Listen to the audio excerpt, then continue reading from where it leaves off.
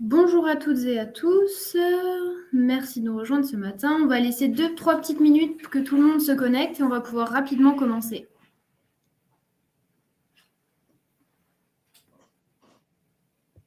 Ah, je vois qu'il y a du monde qui dit bonjour. Bonjour à tous aussi. Enchanté.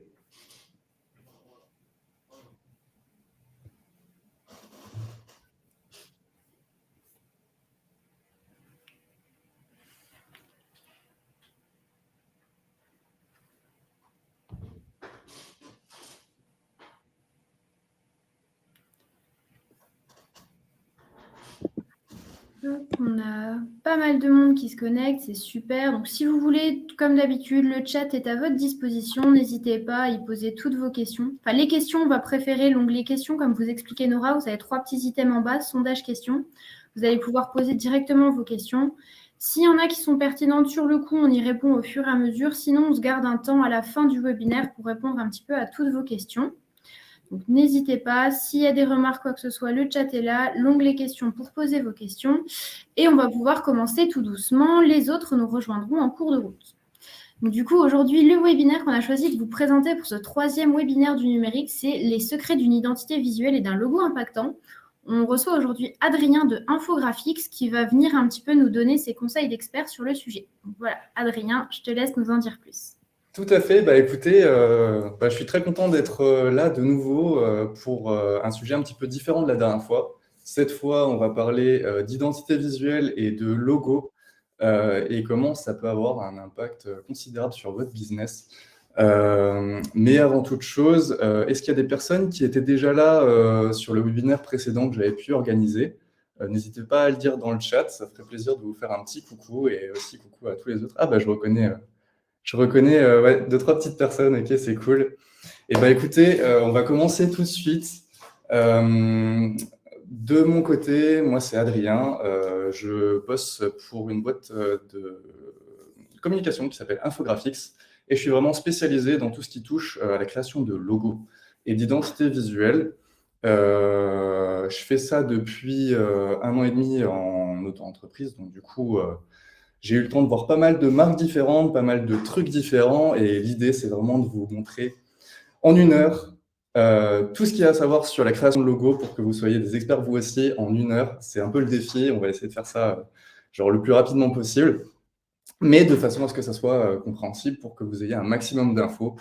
Et vous donner aussi plein de secrets que normalement on ne vous donne pas forcément, qu'on garde pour nous, pour que vous puissiez en profiter et du coup que vous puissiez créer votre propre logo impactant.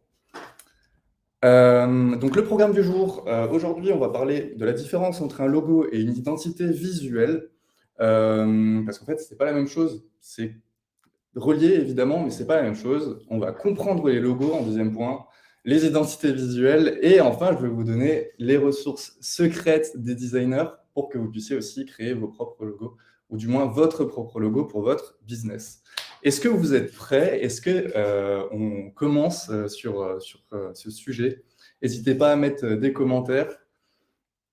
Ok, c'est cool. Je vois qu'il y a du monde, donc c'est parti.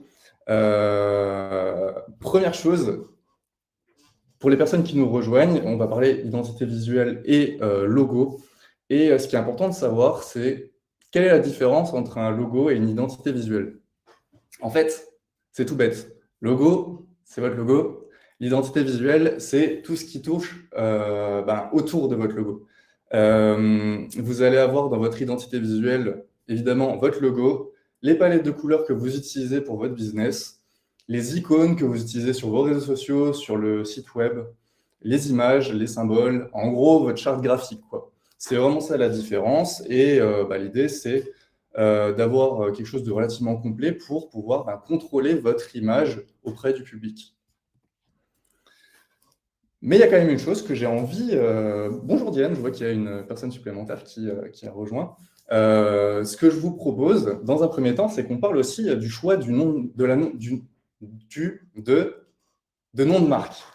On va y arriver. Parce qu'en fait, il y a parfois des personnes qui n'ont pas forcément encore trouvé leur nom de marque. Est-ce qu'il y a certains d'entre vous qui n'ont pas encore trouvé leur nom de marque parmi le chat et qui galèrent encore un petit peu par rapport à ça? Et ben, s'il y en a, ça sera l'occasion d'en discuter un petit peu.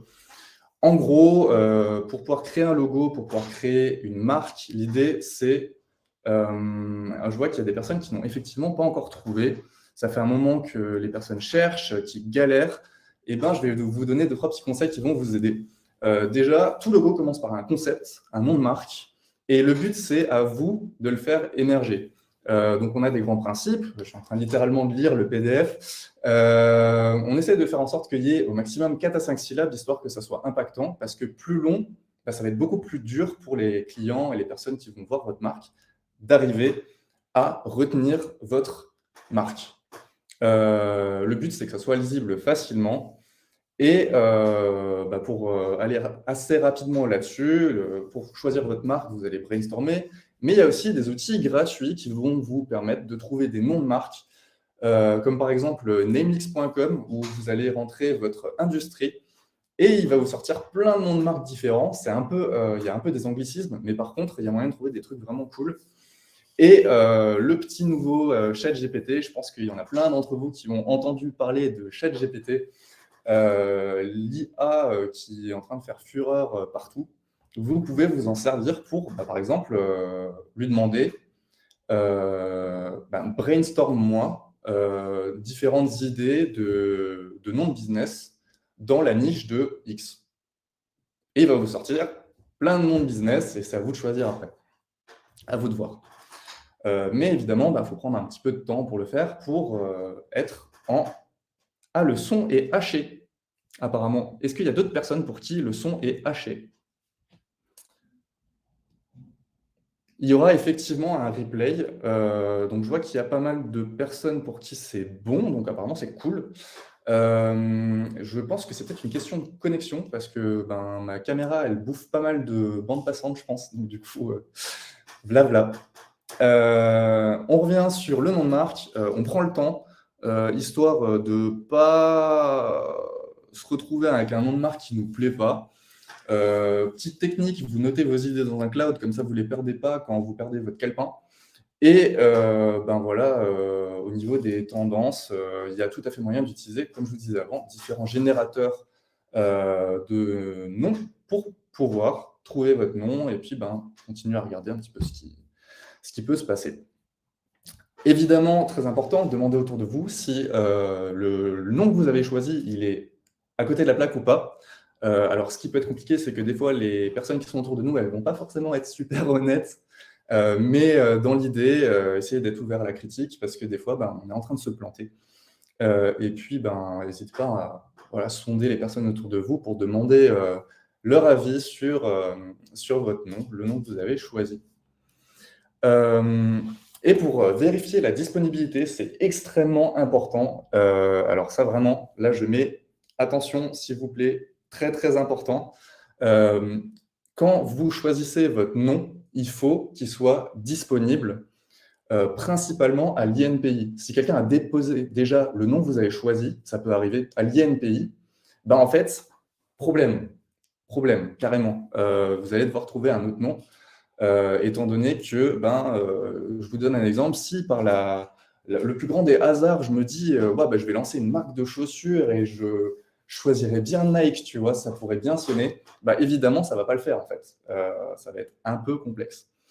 De la même façon, faut que votre nom il soit un minimum disponible sur les réseaux sociaux, mais il y a moyen toujours de contourner. Je vois qu'il y a quelqu'un qui dit ça a été galère. Il y a quelqu'un qui a lancé son business dans le chat, une amie de quelqu'un qui a lancé un nom et en fait, c'était déjà pris. Donc, quand tu fais un lancement avec un nom qui ne t'appartient pas, c'est très, très complexe. Donc, déposez votre marque, s'il vous plaît. Ça coûte, je ne sais pas, 200 balles, je crois, un truc comme ça, un petit peu moins. Je n'ai pas le tarif exact, 180 peut-être. Ça va vraiment vous sauver la vie. Il n'y a rien de plus important que la propriété intellectuelle. Et comme l'a dit quelqu'un dans le chat, merci pour ta remarque, très important, checkez aussi les noms de domaine, s'il est bien disponible en .fr ou .com, pour que vous puissiez utiliser votre nom de marque que vous avez tellement galéré à trouver. Et maintenant, on passe au gros du sujet sur les logos, et on va essayer de les comprendre un petit peu plus. En fait, il y a plein de formes différentes pour les logos. On essaye par contre aujourd'hui de vraiment les simplifier. Est-ce que ça concerne le nom de l'entreprise? Il me semble que oui, pour des raisons totalement juridiques, en termes de propriété intellectuelle. Je pense qu'on ne peut pas utiliser un nom de business qui est un nom déjà utilisé. Par contre, à savoir, je ne suis pas expert du tout, mais alors du tout, en droit du travail ou en droit de la propriété intellectuelle. Donc, prenez tout ça avec des pincettes, mais il me semble qu'en fonction du domaine dans lequel vous travaillez, il y a moyen potentiellement d'avoir le même nom que quelqu'un d'autre. Genre, en fait, quand tu déposes ton nom à l'INPI, il te dit, OK, je vais travailler dans ce domaine-là, ce domaine-là, ce domaine-là, ce domaine-là. Je ne suis pas sûr, mais je crois que si tu travailles dans un autre domaine, il y a moyen. Mais voilà, comme l'a dit Camille dans le chat, Camille Stecler, n'hésitez pas à prendre rendez-vous avec vos conseillers entreprises pour des réponses personnalisées, parce que je ne suis vraiment pas expert là-dedans et que je n'ai pas envie de vous faire que vous ayez un procès à cause de moi. Et donc Anne qui répond, oui, on dépose une marque pour un domaine spécifique, donc a priori, il y a un truc comme ça. Donc, place au logo. Il y a plein de formes différentes pour les logos. Le but, c'est d'avoir un maximum d'impact et de visibilité. Et je ne sais pas si vous voyez mon clic de souris, mais sur la droite de votre écran, vous pouvez voir que les logos ont tendance à vraiment se simplifier. Là, vous voyez le logo de Choupa Choups en premier, de BM en deuxième, de McDo en troisième. Il y a vraiment une simplification des logos. Alors, il y a des gens, ils trouvent ça nul parce que du coup, tout est plus simplifié, il y a moins de... On a l'impression que c'est moins travaillé et tout. Mais en fait, c'est vraiment pour des raisons très très simples. En général, le cerveau, on retient deux choses, une forme simple et une couleur. C'est le plus important. Voilà. Il y a 9 différents types de logos. Je vais passer dessus très rapidement parce que on n'a qu'une petite heure. En réalité, il y a les logos abstraits qu'on va retrouver sous différents types. C'est d'ailleurs ce qui est très très en vogue en ce moment. On en retrouve dans plein de domaines différents. Les logos de mascottes, les combinaisons, qui sont en fait tout simplement des combinaisons de différents aspects. Les emblèmes, qui vont être très utilisés dans tout ce qui est les organismes, tout ce qui va être éducation, gouvernementale et tout ça. Donc ça ne va pas forcément nous concerner. Les monogrammes, qui sont très souvent les choses sur lesquelles on va travailler, parce qu'en fait, je vais vous expliquer très rapidement. Vous voyez juste à côté, il y a les mots symboles aussi. Un monogramme, c'est juste un mot symbole, mais avec un petit peu moins de lettres. Je vous donne un exemple. La NASA, en fait, c'est un acronyme. Et on ne va pas écrire, je ne sais pas exactement, je ne sais plus ce que c'est NASA en normal. Mais du coup, c'est juste que c'est coupé, parce que sinon, ce serait beaucoup trop long. IBM, c'est pareil. IBM, c'est un truc informatique. Je ne sais pas non plus ce que c'est les 3 lettres, mais en fait, un monogramme, c'est juste un mot symbole raccourci, parce que la marque est trop longue. Et les pictogrammes, c'est ce qu'on retrouve la plupart du temps. C'est tout simplement les petits logos qu'on va retrouver absolument partout. Et en fait, ce qu'il faut savoir, c'est qu'on peut combiner les choses. Par exemple, Apple, vous savez très bien qu'il y a la pomme, mais il y a aussi d'autres différentes choses qui vont faire qu'on va reconnaître la marque. Mais ce qu'il y a à savoir, c'est qu'on peut faire les choses simples, parce qu'on n'a pas le budget d'Apple, je pense, normalement, ni le budget de Google, donc on va faire des choses un petit peu plus simples, et on ne va pas forcément réfléchir à l'ensemble du business, parce que du coup, sinon c'est un peu complexe. Est-ce que ça va pour tout le monde? Est-ce qu'il y a des questions par rapport aux différents types de logos? Parce que c'est vrai que je vais peut-être un petit peu vite, mais en gros, dans l'idée, c'est les 9 grands types de logos qu'on va retrouver. J'attends un petit peu sur les réponses. Ça a l'air clair. C'est bon, ok, et on passe là-dessus. Un logo, comme vous l'avez vu, c'est composé notamment de typographie. Alors, il y a certains qui ont déjà entendu le terme police d'écriture. Est-ce qu'il y a certains d'entre vous qui ont déjà entendu le mot police d'écriture? En fait, une police d'écriture, c'est juste, genre, tu as les typographies et dedans, tu as toutes les polices d'écriture. C'est-à-dire, si j'écris un truc avec Times New Roman, je pense que vous avez déjà utilisé Times New Roman, si vous la mettez en gras, ben, en fait, la police Times New Roman gras, c'est une... Ben voilà, je le dis. Times New Roman gras, c'est une police. Times New Roman, ben, en fait, c'est la famille. On peut mettre en italique, on peut mettre... vous voyez ce que je veux dire? En fait, la typographie, c'est la famille, et la police, c'est tous les différentes choses qu'il peut y avoir dedans. Est-ce que c'est clair? J'aurais dû peut-être mettre un exemple, ça aurait été plus simple. Je crois que c'est clair.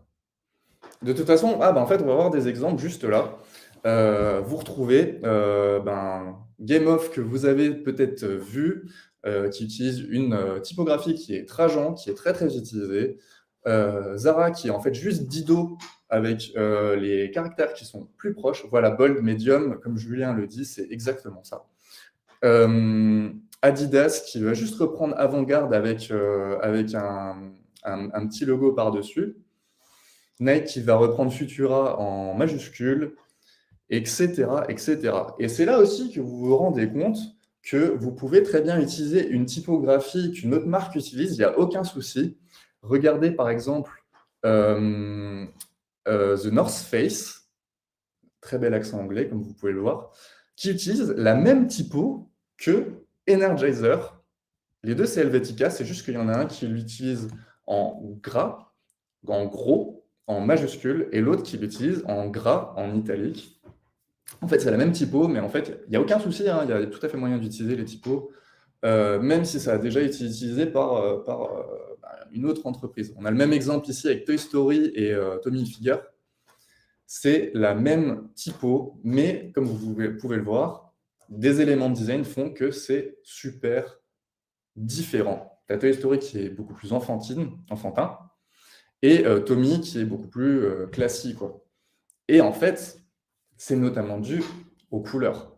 Et on va en parler. Mais avant ça, là, je vous donne une petite ressource qui fait bien plaisir. Je vous donne des typos qui marchent. Parce qu'en fait, il y a plein de typos. Il y en a des milliards, tu vois. Mais si tu utilises n'importe quel typo, tu peux vite faire une faute de goût. Parce qu'il y a des codes dans le design qui font qu'il y a des typos, elles sont pas appréciées, tu vois. Genre par exemple, Comics sans MS, que j'ai mis en bas à droite, pas utilisé. Pour votre business, ça va pas le faire en fait. Je pense qu'il y a certains d'entre vous qui ont déjà entendu la vanne avec Comics sans MS. Voilà, en fait, il y a des typos qui sont pas forcément utilisés. Je vois qu'il y a des personnes qui nous rejoignent. On a déjà un petit peu commencé, mais du coup, il va y avoir un replay, il n'y a pas de souci.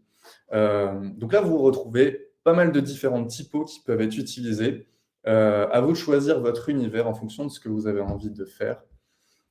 Et voilà, comme le dit Cécile aussi, les typos, il y a des typos qui sont lisibles, d'autres qui ne sont pas lisibles.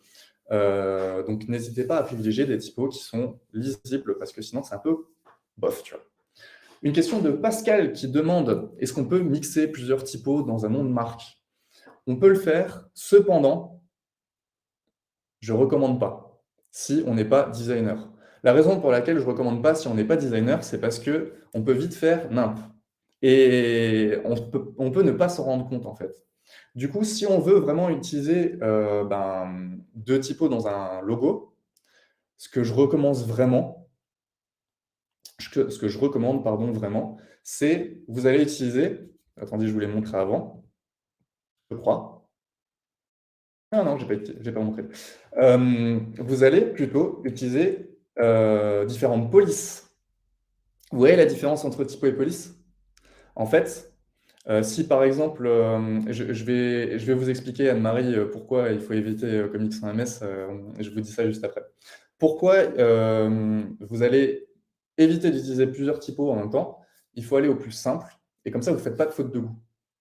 Par contre, si vous avez par exemple, je ne sais pas, votre entreprise, c'est Infographics Corp.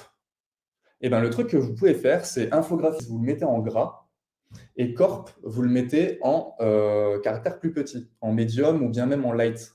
Du coup, comme ça, vous avez la même typo, mais vous avez des polices différentes. Donc, vous voyez la différence entre typo et police. Et du coup, vous avez un truc stylé. Est-ce que c'est compréhensible? Parce que du coup, je ne peux pas écrire. Mais si par exemple, vous mettez un truc en gras avec un truc en pas gras, bah, vous allez avoir un truc plus stylé. Ouais, ça a l'air clair. Comics sans MS, pourquoi il ne faut pas utiliser? Ça marche pour les. Voilà, bah, Marion l'a très très bien expliqué, c'est cool, je n'ai même pas besoin de faire le taf. Elle a été utilisée dans tous les sens, ce qui fait que pour les designers, c'est la méga hantise et vous allez faire une faute de goût dans tous les cas en fait. Même si vous travaillez dans tout ce qui est enfant et tout, vaut mieux chercher une autre typo qui va faire enfantin, mais pas celle-ci. Donc voilà, il y a plein de typos. Voilà différents typos que vous pouvez utiliser pour votre logo. De préférence, une typo par logo, s'il vous plaît. Vraiment, vous aurez de meilleurs résultats. Vaut mieux en faire moins et que ça soit bien qu'en faire trop et que vous ayez trop de choses. Parce qu'en fait, alors j'ai aucune source. Là, zéro source dans ce que je vais dire. Mais si toutes les grandes marques utilisent une seule typo dans leur logo, c'est qu'il y a une raison. C'est juste que c'est plus lisible et au moins tu ne fais pas de faute de goût. Par contre, dans votre identité visuelle, et c'est là la différence entre le logo et voilà, trop de typo, tue la typo, dit Sophie, ouais, bah, c'est bien résumé.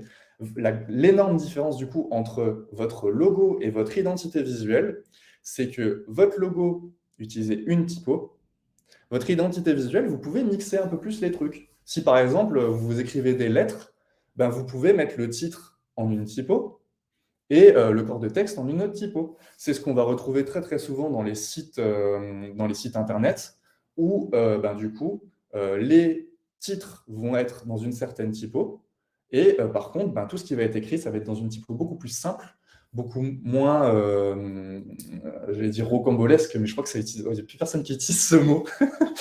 Parce que du coup, pour des raisons de lisibilité, on n'utilise pas des typos de ouf partout, quoi. Les écritures de police ne sont pas payantes. Très bonne question. Alors en fait, il y en a qui sont gratuites, il y en a qui sont payantes.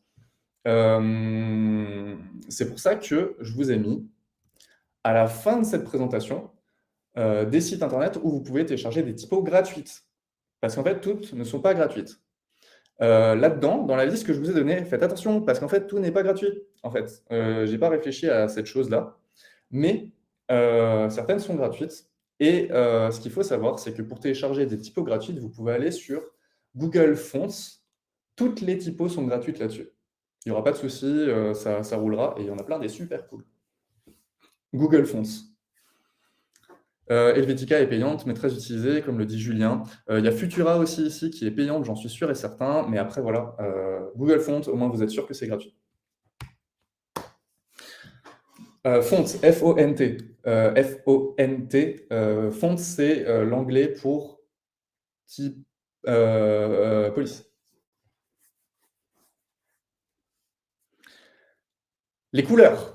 Deuxième élément très important des logos, la couleur va avoir un impact. Ah ben super, il y a Camille Stéclair qui a envoyé le petit lien pour que vous allez checker tout ça.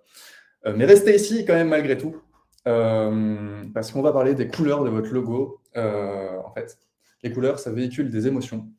Quand vous faites un logo bleu, ça ne va pas dire la même chose que quand vous faites un logo vert, comme vous vous en doutez. Et l'idée, c'est de jouer avec les couleurs pour pouvoir véhiculer des émotions inconscientes aux personnes qui vont voir votre logo. Il y a aussi le concept qu'en fonction de l'industrie dans laquelle vous allez travailler, des fois, il y a des codes qui font que il y a plutôt une couleur qui est utilisée. Par exemple, les personnes qui travaillent dans tout ce qui touche à l'informatique, aux nouvelles technologies, il y a beaucoup de bleu. Pensez à Twitter, pensez à Facebook, et puis à IBM aussi. Je suis sûr qu'il y a plein d'autres exemples. La raison pour laquelle c'est du bleu qui est beaucoup utilisé, c'est tout simplement une question d'usage, en fait. À force de créer des logos dans un certain domaine, on va retrouver des patterns. Et le gris que demande Claudine. Le gris, ça va être... Il y a pas mal de gris dans l'industrie, aussi dans les nouvelles technologies. On a ce concept de... voilà, c'est ancré dans le temps, comme un peu le noir. Et vous allez me dire, c'est entre le noir et le blanc, hein. Vous avez ce côté intemporel du gris. Et ça marche aussi très très bien. Et le bleu qui va rapporter un petit peu de confiance dans le logo. Donc ça fonctionne très très bien. Ça dépend, Claudine, de votre industrie. Donc du coup, banco, ouais, potentiellement. Ouais, carrément. Confiance, communication, changement. Changement non, du coup, mais ça a l'air de rouler, quoi. J'ai même pas fait exprès de faire un jeu de mots, d'ailleurs. Et là, je vous donne des ressources qui vont vous aider.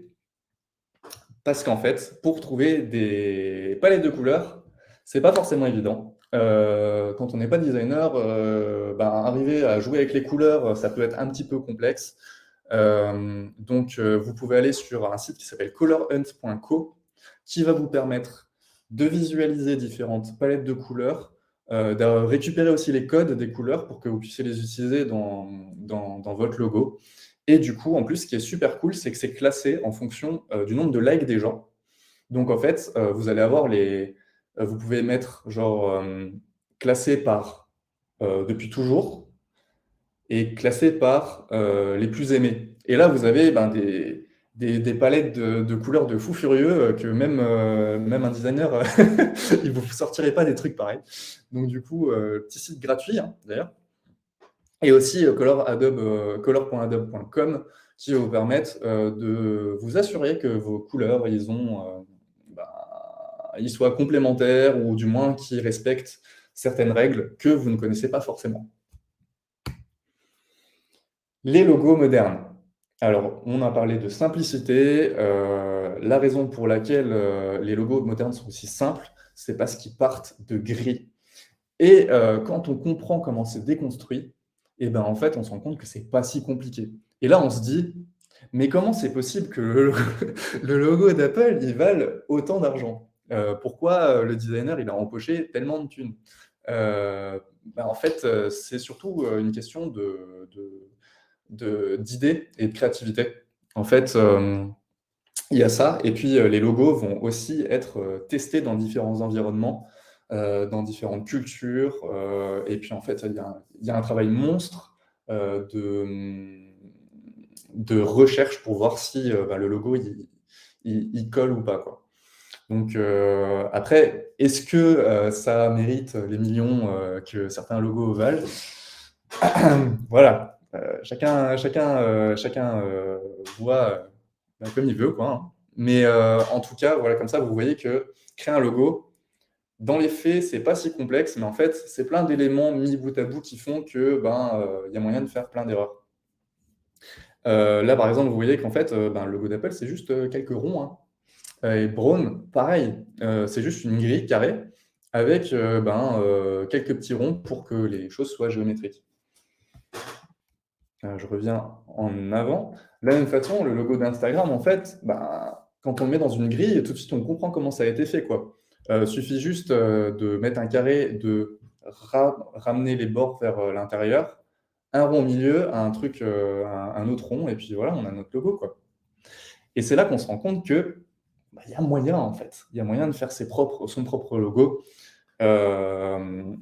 et d'avoir quelque chose qui semble quand même relativement haute qualité. Maintenant, ce que je vous propose, c'est de parler des identités visuelles. En fait, les identités visuelles, comme je vous l'ai expliqué avant, c'est les logos, mais aussi tout le reste. Et on va rester relativement longtemps sur cette slide, donc je vous préviens déjà. Votre identité visuelle, elle va être composée de votre logo, de vos couleurs, donc vous avez maintenant différents moyens d'avoir des palettes de couleurs, de votre ou vos typographies, des icônes que vous allez utiliser sur votre site internet ou sur vos différents supports, de différentes images qui vont véhiculer des émotions, de la mise en page de vos documents aussi, voilà, tous ces différents éléments qui vont être en rapport avec votre marque et qui vont véhiculer des émotions, votre image de marque et plein de différents éléments sur vous, votre entreprise et le ton que vous donnez à votre entreprise envers vos clients. Le but, c'est communiquer des valeurs et l'image de votre entreprise. Évidemment, on veut se démarquer de la concurrence grâce à notre identité visuelle et créer une reconnaissance instantanée auprès des consommateurs. Est-ce que c'est clair jusque-là? Ça fait beaucoup de grands mots, mais du coup, comme ça, c'est pour ça que je préfère demander si ça roule pour vous. Ça a l'air de rouler. Eh bien, très très bien. Donc, ce qui va être important pour vous, c'est principalement votre logo, mais évidemment, vous allez vous retrouver aussi à avoir besoin de carte de visite. Vous allez aussi avoir besoin, peut-être, si vous êtes dans la restauration, comment ça s'appelle? Des menus. Si vous avez, en fait, en fonction de votre industrie, vous allez avoir besoin de différentes choses et le but, c'est que quelque chose soit brandé, que du coup, on laisse rien au hasard, histoire qu'on soit efficace et cohérent dans notre message. Donc, en fait, le logo, c'est le début des problèmes. Mais en soi, une fois qu'on a le logo, ça simplifie beaucoup les choses. Et puis, on n'est pas obligé de, comme je vous le dis, on n'est pas obligé de faire des choses compliquées. Vous pouvez très bien prendre une typo qui vous plaît. Vous écrivez le nom de votre marque. Vous changez une couleur. Et vous avez un logo stylé. Évidemment, si vous bossez avec un designer, vous allez sûrement avoir quelque chose de plus stylé, mais par contre, au moins vous aurez quelque chose de sympa et vous pourrez commencer avec ça, il n'y aura pas de souci. Cependant, il faut savoir que rebrander, rechanger le logo, c'est pas forcément bon pour vous parce que du coup, c'est bien d'avoir une continuité dans votre visuel, histoire d'avoir un truc cohérent. Et il y a vraiment ce mot qui ressort tout le temps, c'est la cohérence. Est-ce qu'il y a des questions jusque-là? Et en plus, il faut repayer à l'INPI. Et effectivement, Isabelle, cependant, ça peut vous intéresser. Il y a différentes formules à l'INPI pour pouvoir déposer des marques. En fait, souvent, le premier truc qu'on fait, c'est on dépose le nom de marque, mais exempt, je crois que c'est ça le mot, de tout visuel. C'est-à-dire, prenons un exemple, Infographics. Quand ça a été déposé, le premier truc qui a été fait, c'est déposer Infographics, juste le nom de la marque, sans le logo et tout ça. Et après, il y a tout à fait moyen de rajouter les éléments graphiques, en sachant que c'est mieux d'être couvert. Hein. Encore une fois, je ne suis pas expert juridique, donc si je dis des conneries, n'hésitez pas à me corriger, parce que du coup, j'ai pas envie de conseiller des conneries. Voilà. Il y avait un autre document que je voulais intégrer dans la présentation, mais j'ai complètement oublié. Je vais voir si je peux pas vous le montrer, ça aurait été cool. En gros, c'est... non, mais je pense pas que j'y arriverai. En gros, c'est... on a pris un certain nombre de personnes et on leur a dit « Redessinez-moi le logo de cette entreprise de tête ». Donc, ils ont fait ça avec Nike, Starbucks, McDo.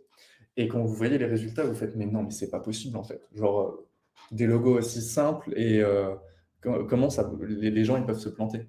Mais en fait, c'est ce que je vous expliquais avant, c'est que le but, c'est de simplifier un maximum les logos parce qu'il y a trop d'informations dans le monde, les gens ne sont pas en capacité de tout retenir. Si vous avez un truc simple, ça sera beaucoup plus simple. Et petite question de Pascal Hirtz qui demande l'INPI, est-ce que ça répertorie uniquement en France ou c'est international? Important, effectivement, l'INPI, c'est uniquement pour la France. EIPO, c'est pour le monde entier, donc il faut bien checker sur les deux, histoire de ne pas faire de bêtises. Voilà, voilà. Est-ce que ça roule pour vous? Est-ce que vous avez appris des choses jusque-là?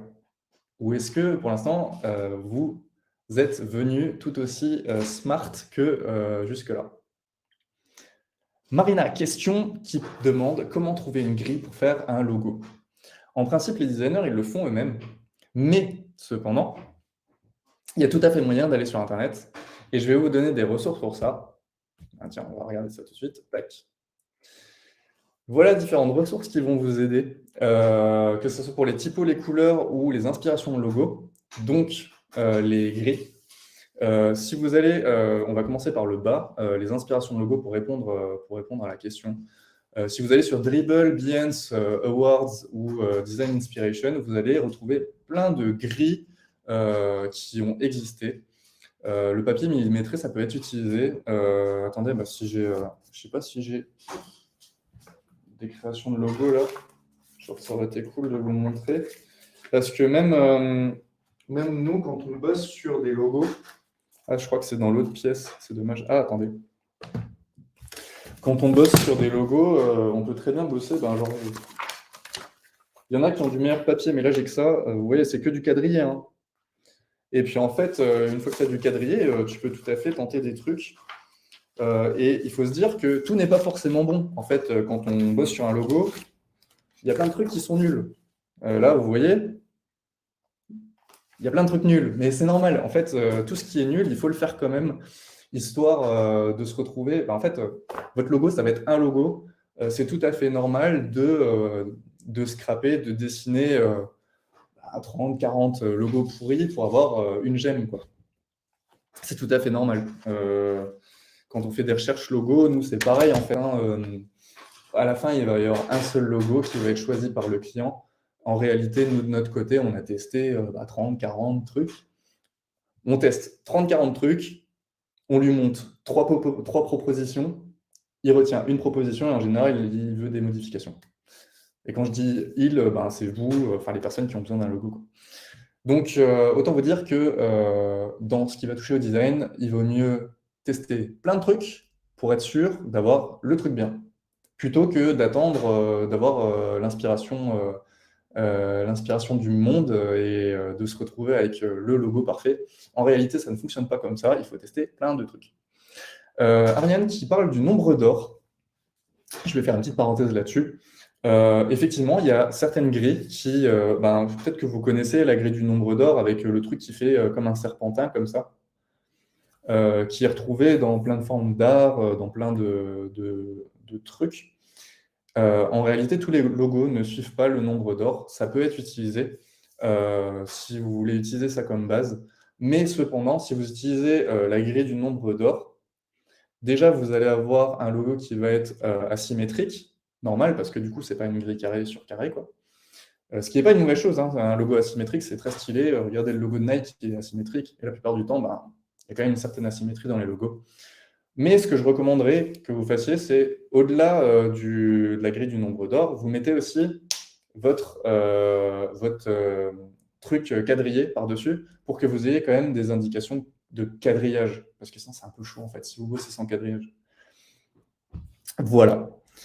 Moi, ce que je vous recommande, et voilà, c'est vraiment mon avis, quand vous allez créer votre logo, allez au plus simple. Une typo modifiée, c'est très très bien, hein. Il n'y a pas besoin forcément d'avoir des logos de fou furieux. Alors moi, je suis un très mauvais exemple, hein, parce que du coup, Infographics, vous voyez très bien que c'est juste une typo avec un petit modification. On pourrait partir sur des logos de ouf, mais du coup, c'est toujours plus... on dit les cordonniers sont toujours les plus mal chaussés. Du coup, si vous bossez avec une typographie, et là je vous donne, alors là c'est vraiment un conseil de designer, qui va sans doute vous aider. Vous choisissez votre typo. OK. Là, on va faire tuto création de logo. On choisit notre typo. Exemple, je prends Poppins comme le logo infographique qui est juste là. OK. J'ai ma typo, elle est là, c'est cool. Pour le faire, allez, en vrai, normalement, on utilise Illustrator, mais du coup, il faut payer des licences et tout, c'est chiant, on va pas faire ça. On va sur Canva. Alors là, s'il y a des designers dans la salle, je vais me prendre des mais c'est pas grave. On va sur Canva, on regarde les typos qu'il y a. On choisit sa typo, on vérifie qu'elle est libre de droit, sinon on paye les droits.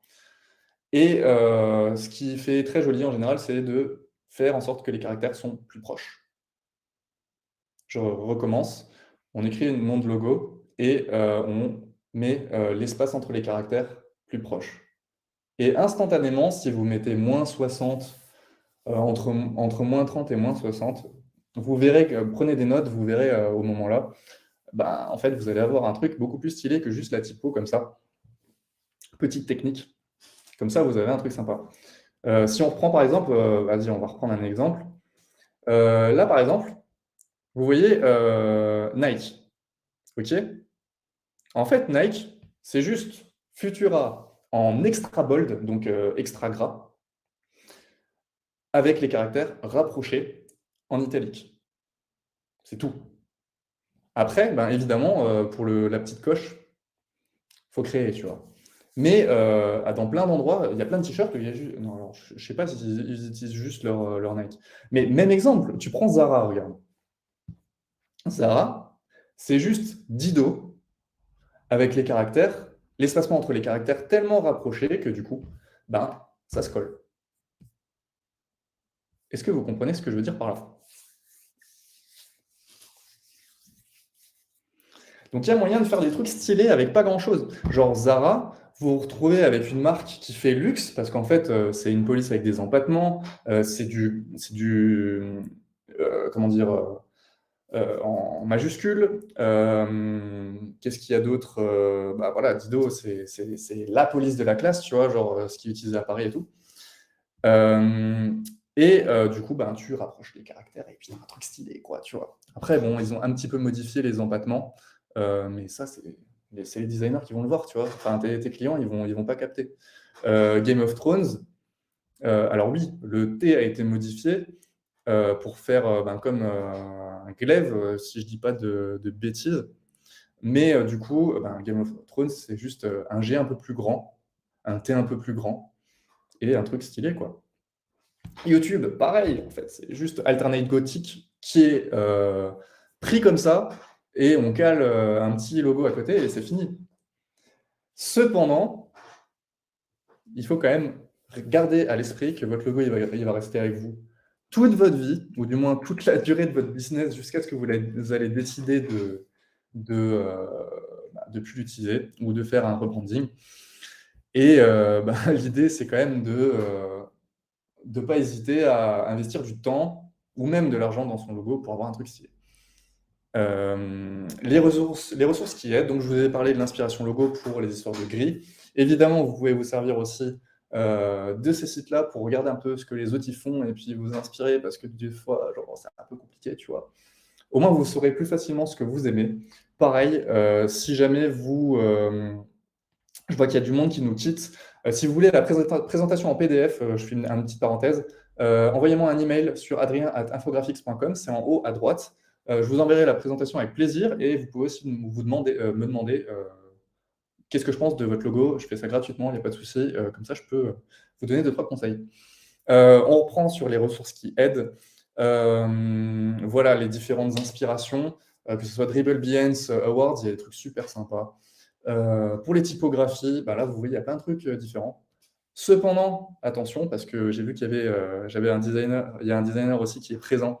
Faire gaffe, parce que si vous allez par exemple sur Dafont, j'ai noté que c'était gratuit, mais en fonction de la typo, des fois, elle est gratuite, usage personnel, et pas commercial. Genre, il faut payer si c'est commercial.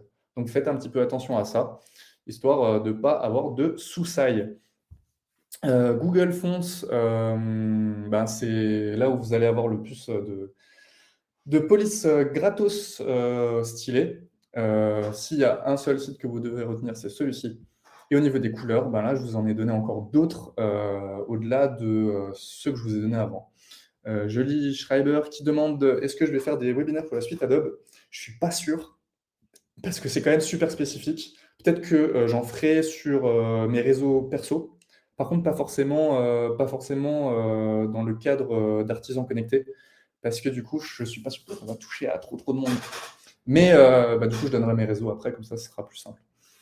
Voilà pour les ressources qui vont vous aider. En résumé, le logo, c'est important. On a passé 45 minutes ensemble pour que je vous dise ça. Votre logo, c'est important parce que de toute façon, il vous en faut un. En fait, c'est un peu le truc qui va se retrouver en top priority parce qu'en fait, ben, vous allez avoir besoin d'un logo dans tous les cas et ben, qu'il soit nul ou bien, dans tous les cas, ben, il sera là et les gens le verront. Donc, autant y réfléchir un petit peu et essayer de faire en sorte d'avoir un truc stylé. Je tiens à dire que le logo qui est à côté de mon logo, c'est pas moi qui l'ai fait. Je l'ai juste pris de Canva. Donc, du coup, j'ai pas fait gaffe à l'espacement et tout. Donc, s'il y a des designers dans la salle, me tuez pas. C'est la première chose que vos clients vont voir. C'est ce qui va véhiculer l'image de votre marque, qui va véhiculer des émotions, qui va véhiculer votre professionnalisme, votre crédibilité et votre confiance. Et c'est comme ça que vous allez pouvoir être reconnaissable. Donc, c'est un truc qui va rester sur le long terme. Donc, n'hésitez pas à investir du temps dans votre logo ou potentiellement un peu d'argent si jamais ça semble un peu complexe pour vous. Dans tous les cas, logo important. Et voilà, c'est la fin de la présentation. Cependant, partez pas tout de suite. Vous pouvez avoir le PDF de la présentation en me demandant par mail cet email-là. Il n'y a pas de souci, je vous l'envoie. Il n'y a aucun problème. Comme ça, vous récupérez tous les liens. L'autre truc, c'est si jamais vous voulez que je regarde votre logo, votre créa ou des choses comme ça, envoyez-moi un mail. Il n'y a pas de souci, je ne facture pas pour ça. Je kiffe en vrai. Donc, du coup, je pourrais vous donner 2-3 petits conseils. Il n'y a vraiment pas de souci, vous m'envoyez un email. Et puis, pareil, si vous aimez bien les interventions que je fais, n'hésitez pas à écrire un petit mail. Ça me fait plaisir. Et puis, comme ça, bah, je vous envoie un email après pour pouvoir vous prévenir. Dernière chose, j'aimerais avoir vos questions. Est-ce qu'il y a des questions sur tout ce qui touche au logo avant que tout le monde s'en aille? J'ai testé lors du précédent webinaire. Ah, ben Sophie qui dit que du coup, j'ai fait des conseils. Ah oui, en fait, comment je fais ça? Je fais des vocaux. Je prépare un fichier vocal d'une 5-10 minutes où j'explique plein de trucs et du coup, voilà. Sophie, Jessica qui dit que c'était cool. Si vous avez des questions concernant les logos ou d'autres choses qui touchent au design, n'hésitez pas, je suis là encore pendant 5-10 minutes. Isabelle, comment faire vectoriser un logo que j'aurais créé moi-même? Si vous avez Illustrator, c'est très très simple. Il suffit de cliquer sur logo vectorisé et parfois il y a 2-3 petites modifications à faire. Sinon, n'hésitez pas à contacter un ou une designer qui vous fera ça pour pas cher. Hein, franchement, c'est vite fait, quoi. Brigitte qui dit on va changer de logo. À quoi faut faire attention? Alors là, du coup, vu que vous êtes dans le cadre d'un rebranding, vous avez déjà une base. Donc, ce qui va être important, c'est d'être sûr de réfléchir à la base que vous avez déjà, histoire de pouvoir travailler là-dessus. C'est toujours plus compliqué pour un designer de faire un rebranding parce qu'en fait, on ne part pas sur une base complètement neuve. C'est beaucoup plus simple de tester des trucs. Enfin, après, ça dépend des gens. Il y en a, ils préfèrent rebrander parce que c'est plus simple pour eux. Il y a plus de cadres, donc du coup, forcément, il va falloir faire attention à ça. Rebrander, ça mériterait, ça mériterait un webinaire en fait pour ça. Mais rebrander, c'est juste reprendre les codes et les moderniser. Est-ce que j'ai répondu à votre question? Je reprends une arboristerie, je voudrais évoluer le logo. Il n'y a pas de souci. Et faire évoluer le logo, il n'y a pas de souci dans ce cadre-là. En plus, il y a moyen de faire des trucs bien stylés. Donc voilà. Jean-Christophe qui demande quel est le tarif pour un logo et une charte graphique. Ça dépend des designers, ça dépend des entreprises. Si vous passez par des freelances comme moi, ça sera moins cher que en bossant avec des grosses agences. Ça peut aller, alors, un logo, ça peut aller de 500 à 1500 euros pour des gens comme moi. Et en agence, ça peut aller de 1000 à 10 000. Et après, une identité visuelle, ça peut aller de 1500 à 5000 pour un petit designer. Et en fonction de la taille de l'entreprise, parce que ça fait beaucoup, il y aura beaucoup plus de recherche, ben pour les plus grosses boîtes, ça peut aller de 10 à 100 000 en fonction, même plus, hein, des fois. C'est un délire. Hein. Vraiment, quand on regarde les agences parisiennes, ben, tu fais l'identité visuelle 45 000, et puis voilà. Mais c'est normal, il y a une team qui bosse dessus. Enfin, les prix ne tombent pas du ciel. En réalité, il y a des process. Tu payes pour la créativité, pour l'échange. Enfin, c'est du boulot, en vrai, de faire un logo. Hein. C'est pour ça aussi. Serge Depoli qui dit si vous ne l'avez pas installé, il est utilisable pendant un certain temps gratuitement. Je ne sais pas de quoi tu parles, mais je pense que tu parles d'Illustrator. Combien ça coûte un logo créé pour un pro? J'ai répondu à cette question. Entre 500 et 1005, le logo, en général. En sachant que il y a aussi, alors ça, il y a aussi moyen de passer par d'autres plateformes où ça va être moins cher, mais vous n'êtes pas forcément sûr de la qualité. Donc voilà. J'ai vectorisé un fond pour mon logo pour pouvoir le modifier. Est-ce bien? Oui, en principe, alors Julien, je réponds à ta question. Oui, en principe, à chaque fois que je bosse sur un logo, je vectorise la fonte pour la modifier, pour avoir un truc plus singulier. Nolwenn qui dit je fais du dessin mais pas sur l'ordi, c'est la catastrophe. D'où le but de vectoriser les choses et malheureusement on est obligé de passer au digital, donc c'est un peu la galère quoi. Maud, l'alternative à la suite Adobe, c'est la suite Affinity français. Écoute, si ça fonctionne pour toi, c'est top. Est-ce que je bosse avec des plateformes type Graphist Online? Non, j'utilise pas du tout ça. La raison pour laquelle j'utilise pas ça, c'est parce qu'en fait, j'ai pris la décision de développer mes réseaux sociaux principalement et que du coup, les personnes viennent à moi directement, sans avoir à passer par les plateformes, parce qu'en fait, j'ai pas forcément besoin de passer par ces plateformes. Vectoriser. Vectoriser, c'est en gros, alors il y a pixeliser et vectoriser. Vecteur, pixel. Pixel, c'est quand tu l'agrandis, tu vois les petits carrés. Vecteur, c'est quand tu l'agrandis, tu vois pas les petits carrés.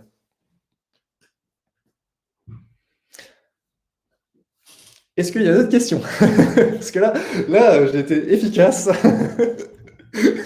J'ai parlé 1 heure sans m'arrêter. J'espère que c'était compréhensible malgré tout et que du coup, ça n'avait pas été trop indigeste. Vous avez pu apprendre un maximum de choses pour pouvoir avancer. Serge Depoli qui dit qu'il est photographe et les fonctions d'Affinity, si ça fonctionne, ouais, carrément, n'hésitez pas. Moi, j'utilise Adobe parce que j'ai toujours utilisé la suite Adobe. Et puis, à force d'avoir l'habitude d'utiliser ça, voilà.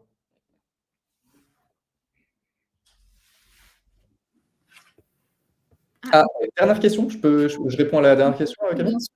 Ok. Et Karine qui dit quelles sont les tendances 2023 en termes de forme et de couleur?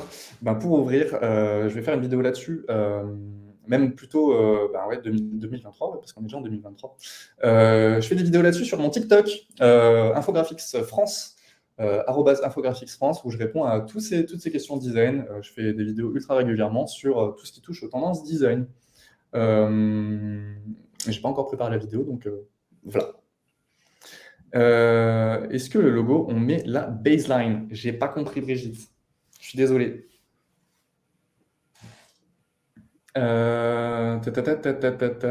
Sophie qui veut pas que je la tape parce qu'elle a créé son logo sur Canva.